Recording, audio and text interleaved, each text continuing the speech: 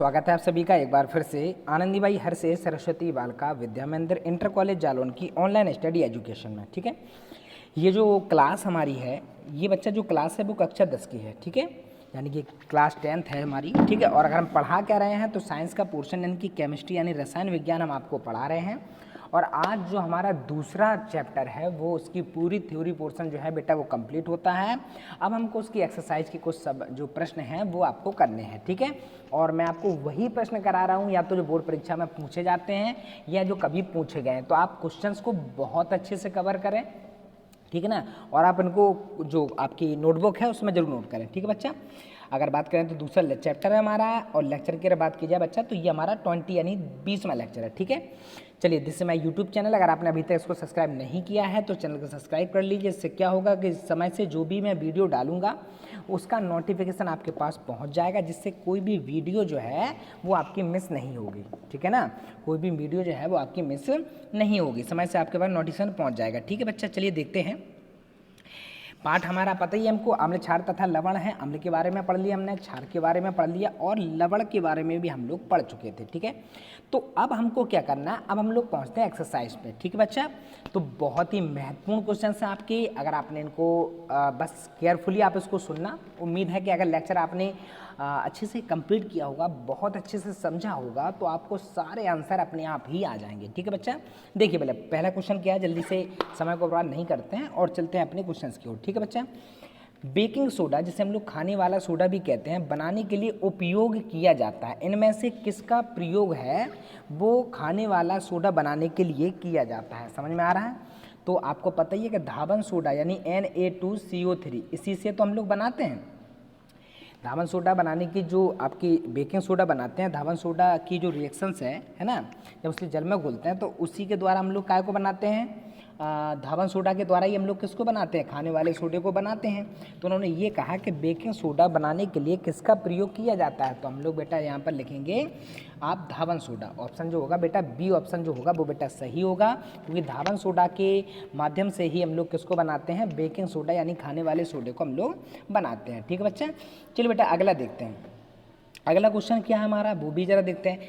अम्ल वे पदार्थ हैं। ठीक है, तो पहले तो जब भी ऑब्जेक्टिव प्रश्न आपका परीक्षा में पूछा जाए तो केयरफुली आपको चारों ऑप्शन पढ़ने हैं, उसके बाद ही आपको अपना आंसर देना है। कभी कभी क्या होता है कि हम जल्दबाजी में जो हमको पहला दिखाई देता है वही हमें सही समझ को उसको टिक कर देते हैं, बाद में हमें ये पता चलता है कि ये ऑप्शन तो भाई गलत है। ठीक है ना, तो आप पहले चारों ऑप्शन पढ़ा करो, उसके बाद ही अपना ओपिनियन जो है वो दिया करो। ठीक है बच्चा, तो पहला क्या है कि जल के साथ हाइड्रोजन गैस उत्पन्न करते हैं, या जली विलयन में OH माइनस आयन देते हैं, या जली विलयन में हाइड्रोनियम आयन देते हैं, या H+ आयनों की सांद्रता को कम कर देते हैं।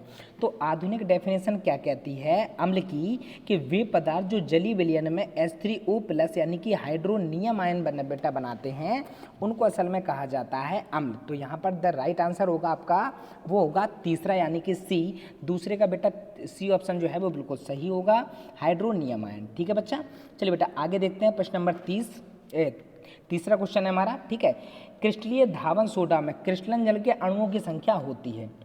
धावन सोडा का फॉर्मूला सबको पता होगा, नहीं है पता तो थोड़ा यहाँ देखिए। फॉर्मूला होता है Na2CO3 इंटू में 10H2O। ठीक है, 10H2O। हमको क्या बताना है कि उन्होंने ये पूछा क्रिस्टलन जल के अणुओं की संख्या। तो क्रिस्टलन जल तो आपका ये है ना, तो अणुओं की संख्या कितनी है, तो आप आंसर करेंगे कि 10। देखो क्रिस्टलन जल जो है, जल ही तो पूछा था, जल का मतलब H2O, कितनी संख्या है इसके, तो आपका बेटा राइट आंसर जो होगा बेटा कितना होगा, 10, क्योंकि इसमें 10H2O होता है। तो जल के क्रिस्टलन अणुओं की संख्या जो होती है बच्चा वो आपकी होती है 10। ठीक है बच्चा, चलिए बेटा आगे देखते हैं हम लोग। प्रश्न नंबर चौथा क्या हमारा, जिप्सम का फॉर्मूला भाई हमको बताना है, समझ में आ रही, जिप्सम का फॉर्मूला जो है वो हमको बताना है। अब जिप्सम तो आपने पढ़ी है ना, एक तो प्लास्टर ऑफ पेरिस होता है, दूसरा आपका क्या होता है बच्चा, जिप्सम होता है। ठीक है, तो जल्दी से कंफ्यूज मत होना बिल्कुल भी। ये जो फॉर्मूला है कोई किसी को अगर आपने पढ़ा होगा अच्छे से तो आपको देखो ये हमने क्या कहा था, ये क्वेश्चन जब भी आएगा तो आपको कन्फ्यूज कर देगा कि इसमें राइट आंसर जो है वो आपका कौन सा है। ठीक है, तो आपको याद रखना है बच्चा, जिप्सम जो होता है उसका फॉर्मूला क्या होता है, CaSO4 इंटू में 2H2O। तो इसका जो बी ऑप्शन होगा बच्चा वो सही होगा, CaSO4 इंटू में 2H2O। ये तो आपका होता है जिप्सम का फॉर्मूला। ठीक है, प्लास्टर ऑफ पेरिस आपका होता है CaSO4 का होल ट्वाइस इंटू H2O, या इसको ऐसा भी लिखा जाता है, यानी कि जिप्सम को जो है प्लास्टर ऑफ पेरिस जो है इसको दो फार्मूले इस प्रकार से भी लिखा जा सकता है। बस यहाँ पर जो जल की मात्रा होगी बच्चा वो आधी होगी। यहाँ पर हमने 2 ले लिए तो यहाँ पर H2 हो गया, यहाँ पर 1 ले लिया तो यहाँ पर आधा H2O कर दिया, ठीक है। लेकिन हमको क्या बताना था, हमको तो भाई जिप्सम का फॉर्मूला बताना था। तो इसका जो राइट आंसर होगा बच्चा वो आपका होगा बी, ठीक है ना, यानी कि CaSO4 इंटू में 2H2O। समझ में आ गया बच्चा आपको, ठीक है ना। चलिए बेटा आगे चलते हैं हम लोग, ठीक है। आगे क्या है वो भी देखते हैं। अगला क्वेश्चन क्या है 5वां, एसिटिक अम्ल एक दुर्बल अम्ल है ना। क्या कह रहे हैं वो, एसिटिक अम्ल जो है फॉर्मूला क्या होता है एसिटिक अम्ल का, ठीक है, CH3COOH, ठीक है। जो आपको नहीं आता है मैं आपको नोट करते आता हूँ फॉर्मूला, अगर आपको नहीं पता था तो बच्चा आप लोग इसको अच्छे से लिख लें, ठीक है।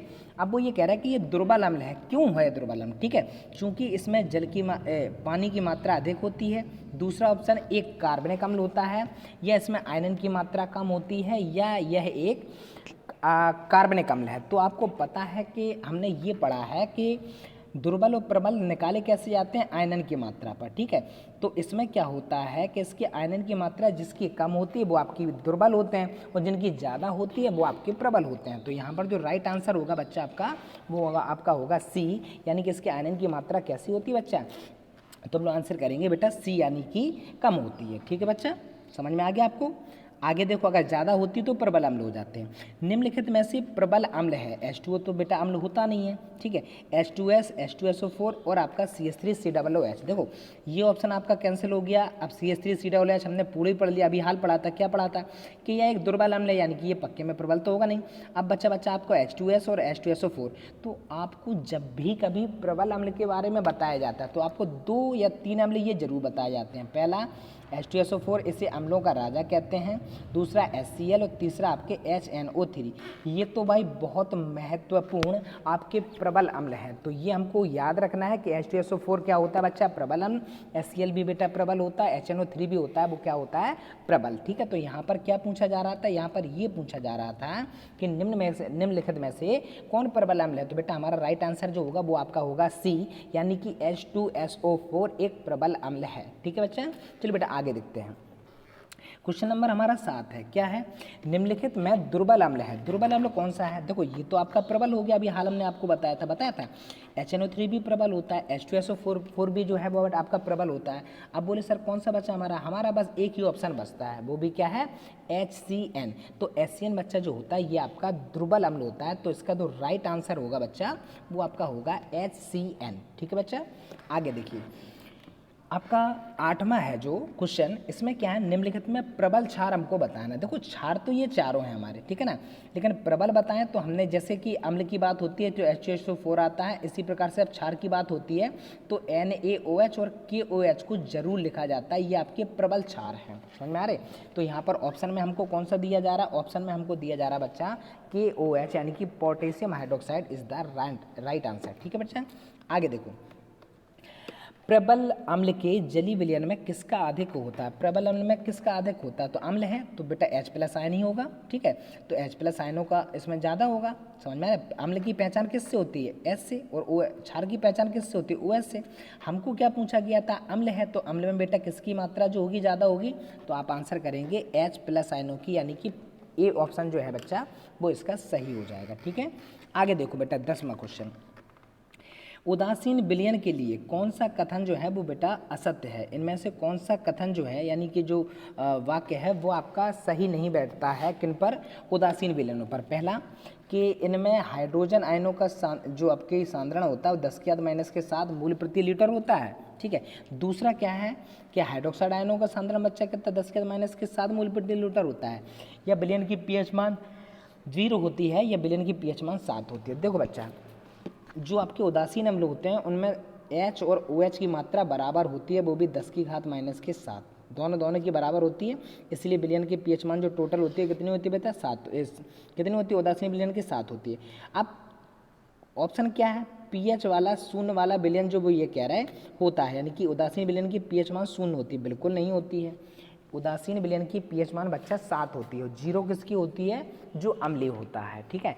0 से लेके 7 से पहले तक वो आपका अम्लीय होता है, 7 के ऊपर बेटा 14 तक आपका क्षारीय होता है, 7 अगर हो तो उदासीन होता है। यानी कि यहाँ पर जो आंसर अपना होगा वो आपका सी ऑप्शन जो है बच्चा वो सही होगा, ठीक है।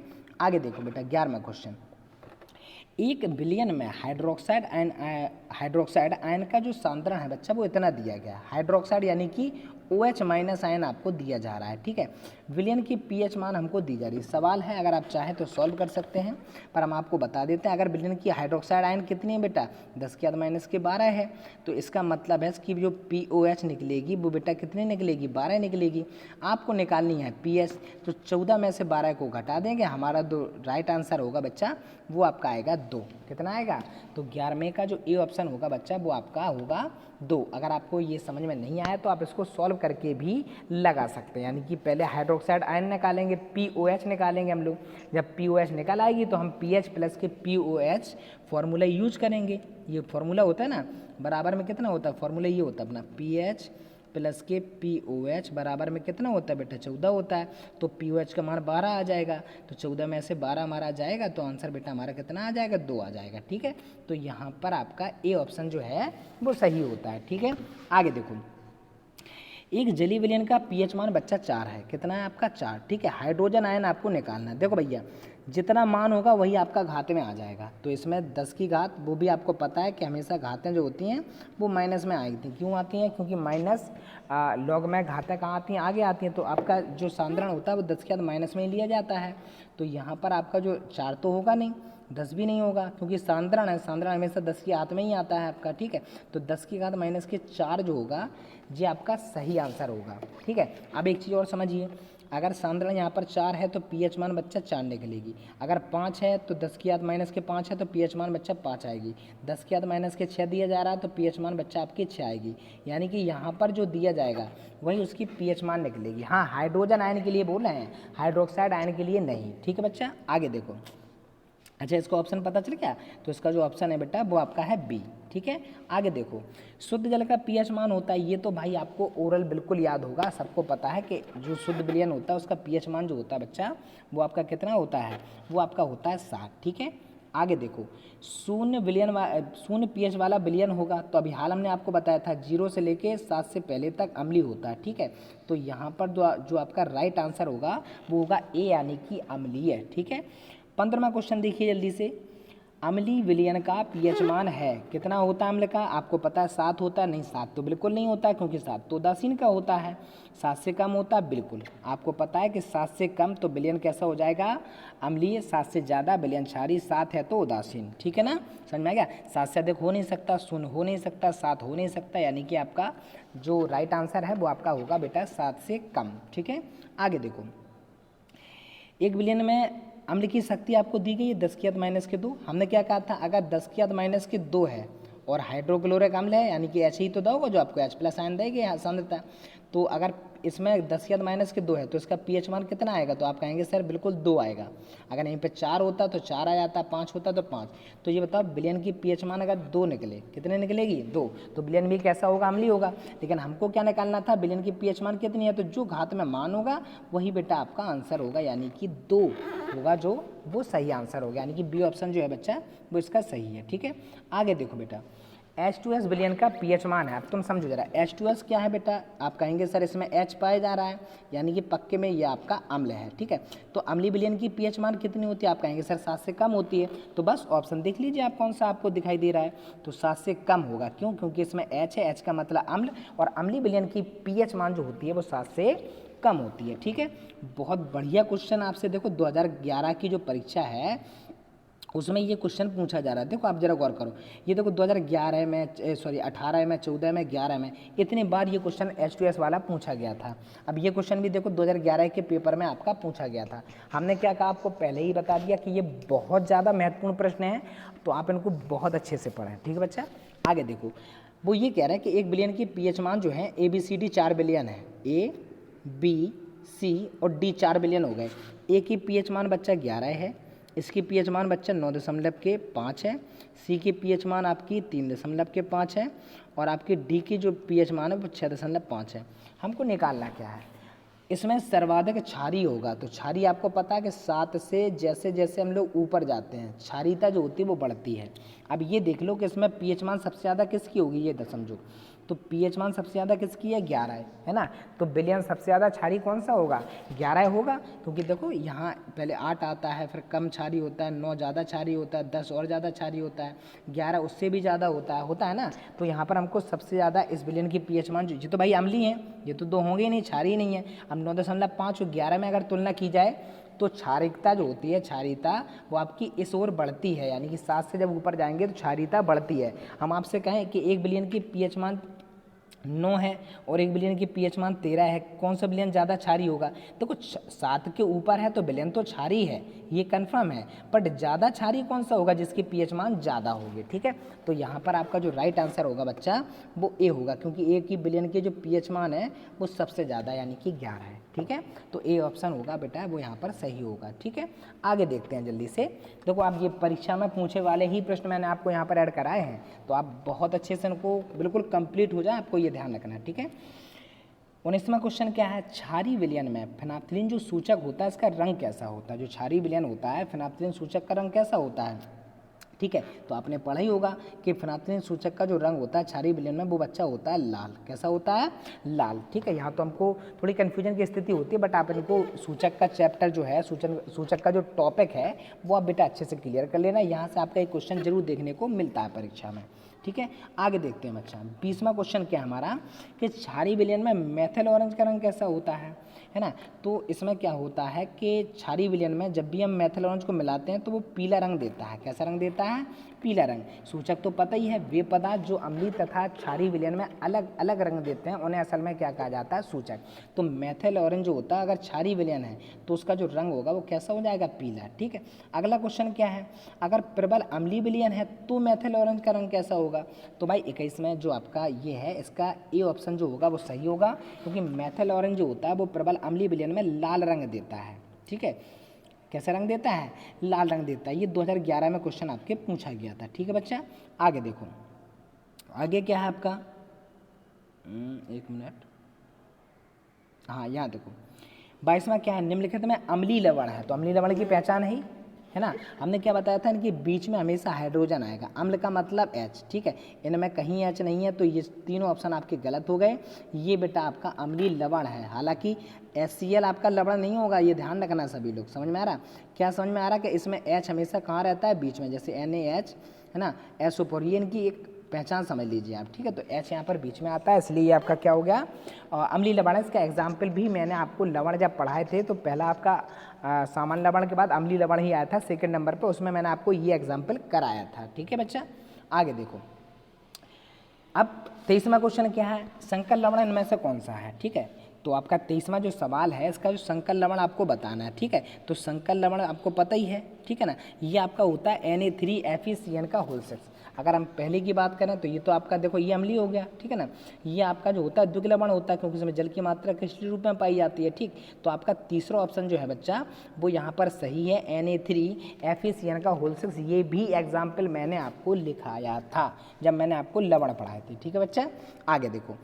किसी विलयन की मूल प्रति लीटर में हाइड्रोजन आयन की सांद्रता देखो 10⁻⁻1 है, पर समझना 10⁻⁻1 सांद्रता दी गई H की। तो बच्चा इसका pH मान कितना होगा, आप तुरंत आंसर करेंगे कि सर 1 होगा। हमने क्या कहा, जितना घात में मान होगा वही उसकी pH मान होगी। तो यहाँ पर जो राइट आंसर होगा बच्चा वो क्या होगा, आपका 1। ठीक है, समझ में आ गया। हाइड्रोजन आयन की जो यहाँ पर आंसर होगा 24 में का वो क्या होगा बच्चा, आपका बी, यानी कि एक ऑप्शन जो होगा बिल्कुल सही होगा। आगे भी देखो, फिर से आप आंसर इसका ओरल निकाल देंगे।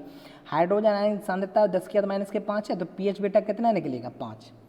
घात में जो मान होगा असल में वही उसकी pH मान होगी। ठीक है बच्चा, तो यहाँ पर 5 ऑप्शन जो है वो बिल्कुल सही है। ठीक है, आगे जरा हम लोग देखते हैं 26वां क्वेश्चन। एक विलयन में हाइड्रोजन आयन का सांद्रण 10⁻⁻7 है। चलो भाई ये लो 10⁻⁻7 है, यानी कि विलयन की pH मान कितनी होगी बेटा, 7। ये बिल्कुल साधारण सी ट्रिक बता रहा है आपको, लेकिन कंडीशन एक ही है कि H+ आयन यानी कि हाइड्रोजन आयन की सांद्रता आपको दी जानी चाहिए। हाइड्रोक्साइड आयन की अगर दी गई होगी तो फिर 14 में से घटाना पड़ता है। ठीक है बच्चा, तो यहाँ पर आपका सही ऑप्शन जो होगा वो 26 में का बेटा बी होगा, यानी कि 7 ऑप्शन बिल्कुल सही होगा। सांद्रण आपको दिया गया था, pH निकालनी थी तो घात में 7 मान था, तो आंसर भी हमारा क्या होगा बेटा 7, और हमेशा प्लस में आता है, ये ध्यान रखना। ठीक है, आगे देखो बेटा 27वां आपका क्वेश्चन क्या बनता है वो भी जरा ध्यान से देखते हैं। 27वां क्वेश्चन जो है, सोडियम कार्बोनेट का जलीय विलयन होता है। अगर आपने पढ़ा होगा तो मैंने आपको नोट में लिखाया है, क्या लिखाया है कि जो आपका सोडियम कार्बोनेट होता है इसका जो जलीय विलयन होता है बच्चा, सोडियम कार्बोनेट यानी कि NaCO3, ये इसी को तो कहते हैं, इसका जलीय विलयन बच्चा जो होता है वो क्षारीय होता है। कैसा होता है? क्षारीय। तो यहाँ पर जो आपका ऑप्शन है, देखिए यहाँ पर डी जो है वो 2 बार छपा हुआ है, तो ये मिस्टेक है, ये सी ऑप्शन में आपका होगा क्षारीय। कितना होगा? बहुत सारे ऑप्शन, जैसे पहले ही अगर आपके पास किताब होगी तो पहला ऑप्शन इसमें गलत दिया गया था। ठीक है, तो हम यहाँ पर जो आपको बता रहे हैं यही आपके राइट आंसर हैं। ठीक है, तो यहाँ पर क्या है बच्चा, डी जो है कभी कभी मिसप्रिंट हो जाता है, तो आप लोग बिल्कुल कंफ्यूज मत होना। कन्फ्यूजन कोई स्थिति है तो आप हमसे पूछ सकते हैं। ठीक है बच्चा, अगर आपको कोई ऑप्शन समझ में नहीं आता है, कहीं आप कंफ्यूज हो रहे हैं, तो आप बिल्कुल हमसे पूछ सकते हैं। ठीक है, तो यहाँ पर जो आपका सी ऑप्शन जो है, डी छपा है इसमें ठीक है, तो यहाँ पर सी ऑप्शन जो है क्षारीय वो आपका सही होगा। ठीक है बच्चा, आगे देखो 28वां जरा देखते हैं हम लोग। ठीक है, 28वां क्या कहता है, सोडियम कार्बोनेट के जलीय विलयन में CO2 गैस प्रवाहित करने पर क्या प्राप्त होता है। तो भाई ये तो विधि हो गई हमारी, Na2CO3 सोडियम कार्बोनेट के जलीय विलयन में प्लस के H2O कौन सी गैस प्रवाहित करते थे, CO2, तो हमको प्राप्त क्या होता था, थोड़ा अगर याद किया होगा किसी ने तो फॉर्मूला हमारा बनता था NaSCO3 2 मात्रा 2 अणुओं से, यानी कि सोडियम बाई कार्बोनेट यानी कि खाने वाला सोडा हमको प्राप्त होता था। पढ़ा है कि नहीं पढ़ा आपने? विधि है ये बेटा, सीधी सीधी विधि है हमारी कि सोडियम कार्बोनेट के जलीय विलयन में CO2 गैस प्रवाहित करने पर हमको प्राप्त होता है बच्चा NaSCO3 यानी कि सोडियम बाई कार्बोनेट। तो राइट आंसर जो होगा बेटा यहाँ पर बी होगा, सोडियम बाई कार्बोनेट। ठीक है बच्चा, आगे देखो 29वां सवाल, ऑक्जेलिक अम्ल का प्राकृतिक स्रोत क्या है। तो ऑक्जेलिक अम्ल अगर आपने पढ़ा होगा, पढ़ा है ना, ऑक्जेलिक अम्ल क्षार लवण आपको पढ़ाई थी, है ना। तो अम्लों में हमने ये बताया था, एक सारणी शायद मैंने आपको बताई थी कि सारणी में क्या होता है। तो हमने ये बताया था कि जो ऑक्जेलिक अम्ल होता है वो खट्टे अम्ल जो होते हैं वो खट्टे ही होते हैं, आपको तो इतना तो पता ही है। तो ऑक्जेलिक अम्ल किस में पाया जाता है, तो हमने आपको ऑप्शन में लिखवाया था बेटा टमाटर में पाया जाता है, एक खट्टी बूटी नाम का एक फल आता है उसमें पाया जाता है। तो उन्होंने ये कहा कि प्राकृतिक रूप में ऑक्जेलिक अम्ल किस में पाया जाता है, तो इसका जो राइट आंसर होगा बच्चा वो आपका बी होगा, बी का मतलब टमाटर। ठीक है, समझ में आ गया। आगे देखो 30वां, आग बुझाने वाले यंत्रों में प्रयुक्त होने वाला भाई पदार्थ है, कौन सा प्रयुक्त होता है पदार्थ। ठीक है, तो ये आपका 30वां क्वेश्चन क्या कहता है कि आग बुझाने वाले यंत्रों में किसका प्रयोग होता है। तो आपने पढ़ा था, क्या पढ़ा था, Na2CO3 के उपयोग में जब आप जाएंगे, यानी कि धावन सोडा के जब आप उपयोग में पढ़ेंगे तो उसमें दूसरे से तीसरा पॉइंट मैंने आपको लिखवाया था कि Na2CO3 यानी कि धावन सोडा का प्रयोग आग बुझाने वाले यंत्रों में किया जाता है। ठीक है, हालांकि सोडियम बाई कार्बोनेट का भी उपयोग किया जाता है, लेकिन ये आपका मोस्टली अगर दोनों ऑप्शन कभी, पहली बात तो इसमें है ही नहीं ऑप्शन, और अगर दी भी जाए तो आपको Na2CO3 पहले लगाना है क्योंकि ये ज़्यादा पावरफुल होता है। ठीक है, आगे देखो बच्चा, तो यहाँ पर आंसर बेटा हमारा क्या होगा, 30 का ए ऑप्शन सही हो जाएगा। विरंजक चूर्ण पर तनु सल्फ्यूरिक अम्ल की अभिक्रिया से कौन सी गैस निकलती है। देखो भैया CaOCl2, इसी को बच्चा हम लोग कहते हैं विरंजक चूर्ण, यानी कि कैल्शियम ऑक्सीक्लोराइड या कैल्शियम हाइपोक्लोराइड भी इसको कहा जाता है। ठीक है, हम जब इस पर कभी भी क्रिया करेंगे या कभी भी किसी कंपाउंड से क्रिया करेगा, इसमें क्लोरीन होती है, इसलिए हमेशा इसमें क्लोरीन गैस ही निकलती है। तो इसका जो राइट आंसर होगा बच्चा वो सी होगा 31 का, और इसका क्या होगा Cl2 का मतलब क्लोरीन गैस निकलती है। ठीक है, आगे देखो बेटा 32वां, सल्फर डाइऑक्साइड का जलीय विलयन कैसा होता है। सल्फर डाइऑक्साइड का फॉर्मूला क्या होता है, SO2। अगर हम इसको जल से क्रिया कराएंगे तो H2O, तो बनता क्या है, H2SO4 बनता है। H2SO4 क्या होता है बेटा, प्रबल अम्ल होता है। तो वे कह रहे हैं विलयन कैसा होगा, जब आपका अम्ल बन रहा है तो अम्ल का मतलब अम्लीय हो जाएगा। ठीक है, तो सल्फर डाइऑक्साइड का जो जलीय विलयन होता है बच्चा वो कैसा हो जाता है, अम्लीय होता है। ठीक है, आगे देखो बेटा 33 में, निम्नलिखित में कौन सा लवण कैलासन जल नहीं रखता। ठीक है, नीला तोते में जल की मात्रा होती है इंटू करके, कैलासन जल का मतलब जो इंटू में, जैसे हमने आपको धावन सोडा का फॉर्मूला क्या होता है Na2 CO3 होता है। N2 में क्या लिखते हैं बेटा 10H2O। तो जिसमें ये N2 में मात्रा होती है ना जल की, उसी को बेटा हम लोग कैलासन जल कहते हैं या कैलासी जल कहते हैं या क्रिस्टली जल भी कहा जाता है। क्रिस्टली पदार्थ इन्हीं को कहा जाता है, ठीक है। तो यहाँ पर अगर गौर करेंगे, धावन सोडा, नीला थोथा और आपका जिप्सम, इनमें सब में तीनों में जल की मात्रा होती है। लेकिन बेकिंग सोडा जो होता है उसका फॉर्मूला होता है NaSCO3, यानी कि इसमें कैलासी जल जो होता है वो नहीं होता। अतः जो आपका बी ऑप्शन जो होगा बच्चा वो आपका सही होगा, यानी कि बेकिंग सोडा कैलासन जल, ठीक है बच्चा। यानी कि 33 का जो आंसर होगा वो आपका क्या हो जाएगा, बी हो जाएगा, ठीक। अम्लीय वर्षा के जल का संभावित मान कितना होता, तो आपको पता ही है कि जब वर्षा में जो वर्षा के जल की पीएच मान अगर 5.2 या इससे कम हो जाती है तो उसी को हम लोग कहते हैं अम्लीय वर्षा। यानी कि जब बारिश होती है और अगर उस जल का पीएच मान निकालें और उसे उसकी पीएच मान 5.2 या इससे कम निकलती है तो फिर जो वर्षा होती है उसको अम्लीय वर्षा का नाम दिया जाता है, ठीक है। तो इसका जो राइट आंसर होगा बच्चा वो आपका क्या होगा, 5.2, ठीक है। आगे देखो, क्षारक के साथ हल्दी का जो रंग होता है भैया कैसा होता है, हल्दी का जो रंग होता है क्षारक के साथ वो भाई आपका भूरा और लाल होता है। कैसा होता है, भूरा और लाल होता है, ये आपको याद रखना है, ठीक है। 36वां ऑप्शन जरा देखते हैं, किसी विलयन का जो पीएच मान है भैया वो 3 है। कितना है आपका, 3। तो हमें ये बताओ पीएच मान अगर किसी विलयन की 3 है तो विलयन अम्लीय होगा या क्षारीय। आप कहेंगे सर बिल्कुल, है ना। ये देखो किताब में शायद गलत छपा हुआ है, इसका ऑप्शन कुछ और दिया गया है, ठीक है। तो कंफ्यूज मत होना। पीएच मान बेटा कितनी दी गई है, इसकी 3 दी गई है। तो 3 वाला पीएच मान क्या होगा, मैं ये बताओ, अम्लीय होगा, क्षारीय होगा, उदासीन होगा। तो आप कहेंगे सर बिल्कुल 3 है ना, 7 से कम है पीएच मान, तो आप कहेंगे कि ये जो होगा वो आपका बेटा अम्लीय होगा, ठीक है ना। समझ में आ गया आपको। आगे देखो बेटा, देखिए 37वां हमारा क्या कहता है, सल्फ्यूरिक अम्ल यानी H2SO4। सल्फ्यूरिक अम्ल का फॉर्मूला क्या होता है, H2SO4, यही तो होता है। वो ये कह रहे हैं कि इसमें हाइड्रोजन परमाणुओं की संख्या कितनी है। तो जरा देखो हाइड्रोजन कितने हैं बच्चा, तो आप कहेंगे सर इसमें 2 हैं। तो बस हमको यही आंसर निकालना था। तो हमारा जो राइट आंसर होगा वो क्या होगा बच्चा, बी। यानी कि सल्फ्यूरिक अम्ल में अम्लीय हाइड्रोजन परमाणुओं की संख्या कितनी होती है बच्चा, 2 होती है, ठीक है। 37वां का जो ए ऑप्शन होगा बच्चा वो आपका सही होगा, ठीक है। बस हम लोग अपने लास्ट 2-4 से क्वेश्चन और उसके बाद हमारा ये टॉपिक कवर होता है, ठीक है। आगे देखो, पाचन के दौरान उत्पन्न जठर रस की पीएच मान जो होती है वो बेटा कितनी होती है। तो तुम गौर करो, हमने पीएच मान में आपको पढ़ाया था कि अम्ल से जो आमाशय होता है उससे HCl अम्ल निकलता है। HCl का मतलब हाइड्रोक्लोरिक अम्ल, ठीक है ना। अब चूंकि ये अम्ल है तो इसकी विलयन की पीएच मान कितनी होगी, तो आप कहेंगे सर 7 से कम होगी। बिल्कुल वही हमारा ऑप्शन हो जाएगा, 7 से कम, है ना। उन्होंने ओपन नहीं कहा कि कौन सा अम्ल जो जठर रस निकलता है उसमें बेटा HCl होता है, ठीक है। ये हमने आपको पढ़ाया था, अगर आप याद करो, जहाँ हमने आपको पीएच के प्रयोग पढ़ाए थे, दैनिक जीवन में पीएच का महत्व तो पढ़ाया था ना आपको। आमाशय पेट में जलन का उत्पन्न होना, फिर एंटासिड औषधि का प्रयोग करते हैं हम लोग, याद आया कुछ। उम्मीद है कि अगर आपने पढ़ा होगा तो आपको याद आ गया होगा। तो यहाँ पर जो ए ऑप्शन है बच्चा वो आपका सही होगा, ठीक है। आगे देखो बेटा, जल को जीवाणु रहित बनाने के लिए हम लोग किसका प्रयोग करते हैं, तो इसका जो राइट आंसर होगा बेटा वो होगा व्यंजक चूर्ण। व्यंजक चूर्ण के उपयोग में मैंने आपको लिखाया है कि इसका उपयोग जो होता है वो जल को जीवाणु रहित, यानी कि उसमें जो खराब बैक्टीरिया होते हैं, है ना, जो भी आपके छोटे जीव जंतु होते हैं, जीव होते हैं उसमें, उनको खत्म करने के लिए करते हैं, जो हमारे हानि पहुँचा सकते हैं, ठीक है। तो व्यंजक चूर्ण इसका जो होगा बच्चा वो राइट आंसर होगा, ठीक है। बस एक स्लाइड, ये 3 प्रश्न हमारे और बचे हैं और 42 क्वेश्चन जो हैं वो हमने आज के दिन कंप्लीट कर लिए हैं, ठीक है। बहुत कम समय में आपने बहुत अच्छा कोशिश कर रहे हैं आप लोग के, पढ़ भी रहे हैं, ठीक है, और चीज़ों को समझ भी रहे होंगे, ठीक है। बस आप अगर आपको नहीं समझ में आता तो लेक्चर को 1 से 2 बार आप जरूर देखा करें, आपके सारे डाउट्स जो होंगे बेटा क्लियर हो जाएंगे, ठीक है। धावन सोडा का रासायनिक सूत्र क्या है, इतना ईजी क्वेश्चन शायद इतने में कोई नहीं था। धावन सोडा का फॉर्मूला आपको याद ही होगा, Na2CO3 इंटू में 10H2, यानी कि 40 का जो आपका ए ऑप्शन जो होगा बच्चा वो आपका सही होगा, ठीक है। प्लास्टर ऑफ पेरिस का सही सूत्र क्या है, तो आपने पढ़ा ही होगा प्लास्टर ऑफ पेरिस क्या होता है, ठीक है। उम्मीद है कि आप सभी को ये पता होगा। कोई बताएगा, अच्छा ऑनलाइन नहीं चल रही है, ठीक है।